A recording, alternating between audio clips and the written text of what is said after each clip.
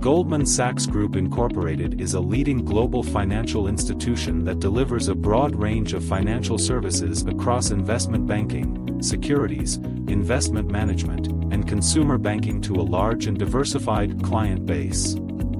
The technical division group builds scalable software and systems, architects low-latency infrastructure solutions, and leverages machine learning alongside financial engineering to continuously turn data into action.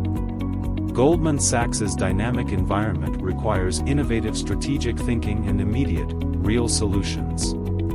The firm had built its own tool chain but was looking for a solution to increase concurrent development. They wanted a modern tool set for managing code that developers coming into the firm would likely already be familiar with. The group was looking to increase developer efficiency and software quality through faster development cycles and decrease the time spent from feature design to production rollout. They wanted to accomplish all of this while enabling concurrent development activities. The team decided to go with GitLab. GitLab is used as a complete ecosystem for development, source code control, and reviews, builds, testing, QA, and production deployments.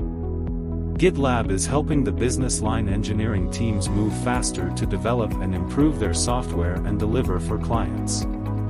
One of the firm's most important projects has moved from a release cycle of once every 1 to 2 weeks to once every few minutes because of GitLab. GitLab provided them with a single application to roll out DevOps to the thousands of users at the bank. The ease of people only having to learn one application accelerated their adoption time.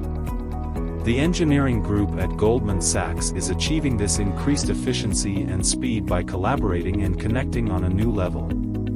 They are seeing dozens of teams pushing to production in less than 24 hours. The group is focusing efforts to use the latest technologies in the right places, and not just retrofitting to the legacy infrastructure.